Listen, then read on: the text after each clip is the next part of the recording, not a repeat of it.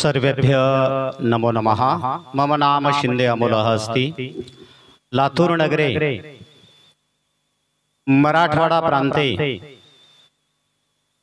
महाराष्ट्र राज्ये भारत देशे शारदा संस्कृत क्लासेस इति नाम्ना अष्टमी कक्षातः अग्रे द्वादश कक्षापर्यन्तं BMS छात्राणां कृते संस्कृत अध्यापनस्य कार्यं प्रायः 18 वर्षाणि अतीतानि अहं स्वयमेव करोमि। लातूर मध्ये ये छात्राः संस्कृत भाषां पठन्ति तेषां तु अहं मनपूर्वकं हार्दिकम् अभिनन्दनं करोमि। तथा च विद्यालयमध्ये महाविद्यालयमध्ये ये संस्कृत अध्यापकाः सन्ति तेषामपि मनपूर्वकं हार्दिकम् अभिनन्दनं करोमि। तर या ठिकाणी मी थोडंसं व्यक्त होऊ इच्छितो, कारण मी कुठल्या शाळेवर कॉलेजमध्ये संस्कृत विषय शिकवण्याचं कार्य करत नाही, पण ट्यूशनच्या माध्यमाने या ठिकाणी 18 वर्षापासून मी संस्कृत विषय शिकविण्याचं कार्य करतोय। मी माझ्या कार्याशी आणि कर्तव्याशी अद्यापर्यंत प्रामाणिक राहिलेलो आहे, जेणेकरून माझ्याकडे येणारा प्रत्येक विद्यार्थी हा संस्कृत विषयामध्ये आउट ऑफ मार्क्स मिळवून खूप पुढे जावा, आपल्या वर्गामध्ये आपल्या शाळेमध्ये क्रमांक 1 वर राहावा, हे मानस ठरवून मी या ठिकाणी अध्यापनाचं कार्य करतोय।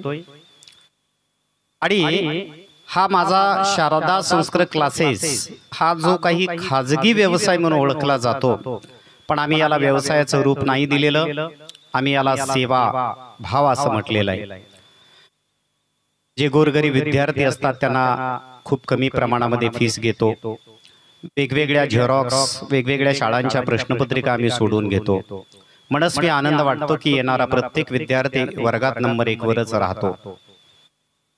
पण आम्हाला बऱ्याच वर्षापासून ऐकण्यात येतंय की जे शाळा कॉलेजेसमध्ये जे शिकवणारे शिक्षक लोक आहेत आणि परमनंट आहेत, संस्कृत विषयासंदर्भात बोलतोय, तर आमच्या विद्यार्थ्यांजवळ असणारं स्टिकर, त्यानंतर आमच्या नोट्स, त्यानंतर आमचं किचन आहे, किंवा हे शारदा संस्कृत क्लासेस किंवा कुठल्याही क्लासेसचं नाव दिसलं की त्या शिक्षकांची आग, तळपायाची आग ही मस्तकाला जाते, हे आमच्या ऐकण्यात येतंय। मग आमच्या विरोधामध्ये अदवा तदवा बोलणं वगैरे ह्या गोष्टी होत आहेत, त्या कुठेतरी थांबल्या पाहिजेत। कारण माणूस संयम बाळगतो, सहन करतो, त्याला कुठेतरी मर्यादा असते, आणि ती बऱ्याचशा शिक्षकांनी ती ओलांडलेली आहे, त्याचं दुःख वाटतंय। ही विनंती आपणा सर्व शिक्षकांना की मुळात आम्ही ट्यूशन क्लासेसच्या विरोधातले माणसं आहोत। आपण जर शाळा कॉलेजेसमध्ये खूप नंबर 1 पैकी चांगल्या प्रकारे शिकवलात, आमच्यासारखं ध्येय ठेवलात की आपला प्रत्येक विद्यार्थी आउट ऑफ मार्क्स मिळवला पाहिजे, यासाठी प्रयत्न केलात शाळेमध्येच, तर कुठेतरी विद्यार्थी पालक ही खुश होतील आणि आमच्यासारख्याकडे येण्याची त्यांना गरज पडणार नाही। ही वास्तविकता आपण स्वीकारलीच पाहिजे। कारण या माध्यमानं जसं तुम्ही तुमच्या पद्धतीने प्रयत्न करता, तशा त्याच्यापेक्षा कितीतरी पटीने जास्त आम्ही प्रयत्न करतो आणि दाखवूनही देतो, आणि दिलेलंही आहे की आउट ऑफ मार्क्स कशा पद्धतीने मिळवायचे ते। तर विनंती आहे, कृपया अदवा तदवा बोलू नका आणि क्लासेसला विरोधही दर्शवू नका। शक्य असेल तेवढं छानपैकी शिकवा। वर्गात तुमचे 80 विद्यार्थी असतात, त्या 80 पैकी किती विद्यार्थ्यांना आउट ऑफ मार्क्स मिळतात हेही तुम्हालाही माहिती आहे आणि आम्हालाही माहिती आहे। 2-3 विद्यार्थ्यांना, त्या 3 विद्यार्थ्यांपैकी 2 विद्यार्थी तर आमच्या ट्यूशनचे असतात, शारदा संस्कृत क्लासेसचे। कारण आमचं टार्गेट आहे की आपल्याकडे जर समजा 10वीचे 30 विद्यार्थी आले, तर त्या 30 पैकी 25 विद्यार्थ्याला आउट ऑफ मार्क्स मिळाले पाहिजेत। 8वी 9वी तोच उद्देश आहे। तर बाकी काही सहकार्याची अपेक्षा नाहीये आम्हाला आपल्याकडनं, पण कुठेतरी नाव आमचं बदनाम करण्याचा प्रयत्न करू नका।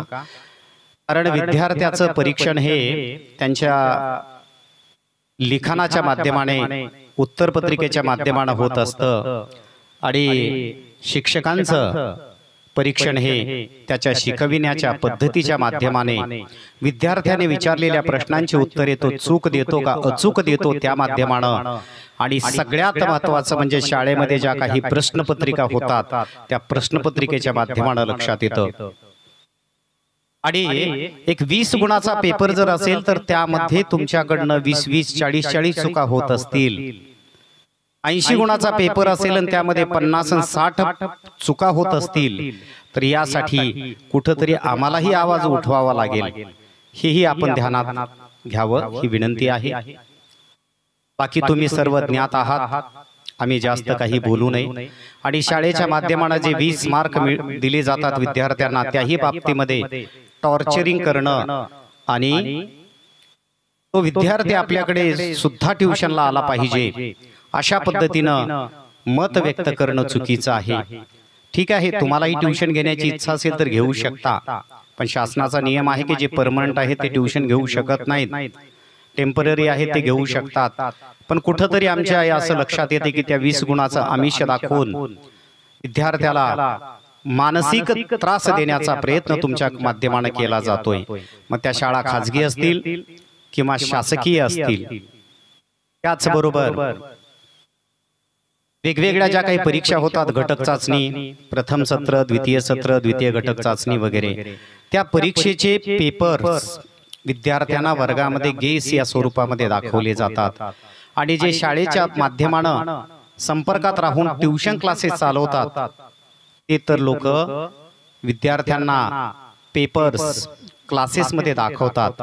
मी फक्त सध्या तरी संस्कृत विषया संदर्भात बोलतोय, बाकी लोकांनी याचा कुठंतरी अर्थाचा अनर्थ करू नये ही मनस्वी अपेक्षा आहे। तसं अपेक्षा ठेवणं चुकीचं आहे। बाकी आपण काय समजायचं ते समजू शकता, त्यातही काही अडचण नाहीये।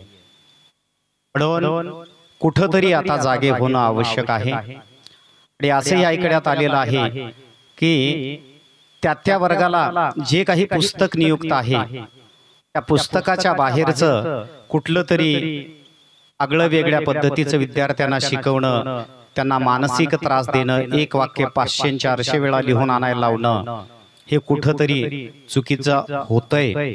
त्याही गोष्टी आमच्या कानावर आलेल्या आहेत। याही बाबतीत थोडंसं आपण जागरूक व्हावं, हसत खेळत संस्कृत हा विषय शिकवावा, विद्यार्थ्यांच्या आणि पालकांच्या मनामध्ये आवड निर्माण करावी, आणि त्याचबरोबर तो आउट ऑफ पर्यंत कशा पद्धतीने जाईल यासाठी प्रयत्न करा। तुम्ही शाळेच्या माध्यमाने प्रयत्न करा, आम्ही ट्युशनच्या माध्यमाने प्रयत्न करू। शेवटी नाव हे तुमचंच होणार आहे, तुमच्या शाळेचंच नाव होणार आहे। आणि शासनाकडून जे काही प्रत्येक विद्यार्थ्या मागे आउट ऑफ मार्क्स मिळवला म्हणून जे काही मानधन मिळणार आहे ते तुम्हालाच मिळणार आहे। आमचं नाव करण्यासाठी आम्हाला स्वतः जाहिरात करावी लागते, कारण खाजगी क्षेत्र आणि शासकीय क्षेत्र याच्यामध्ये जमीन आसमानचा फरक आहे।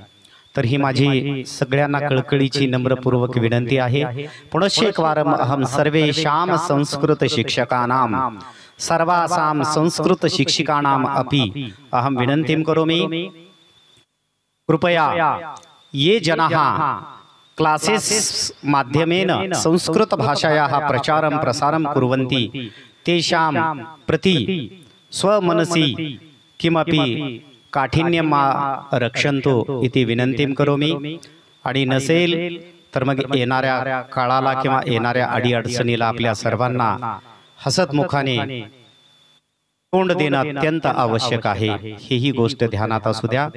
आणि प्रत्येक शाळेतील मुख्याध्यापकांना सुद्धा विनंती आहे की आपल्या शाळेच्या माध्यमानं नेमकं वर्गात शाळेत घडतंय काय, विद्यार्थ्याची प्रगती होते काय, याही गोष्टीचा विचार करावा। शिक्षणाधिकारी साहेबांनीही, शिक्षण मंत्र्यांनी सुद्धा या गोष्टीचा विचार करणं अत्यंत आवश्यक आहे। कारण आम्ही स्वतंत्र आहोत, मोकळे आहोत, म्हणून कसेही वागणार किंवा बोलणार नाहीत। पण कुठंतरी आता जी गोष्ट आमच्याच गळ्यापर्यंत येऊन पोहोचलेली आहे तर त्यासाठी आम्हाला कुठंतरी व्यक्त होणं आवश्यक आहे। आणि मग आम्हाला वरिष्ठ अधिकाऱ्यांकडे जाण्यासाठी भाग पाडू नये अशी ही आपणा सर्वांना जाहीर प्रेमपूर्वक आदरपूर्वक नम्र विनंती आहे। जय हिंद, जय महाराष्ट्र।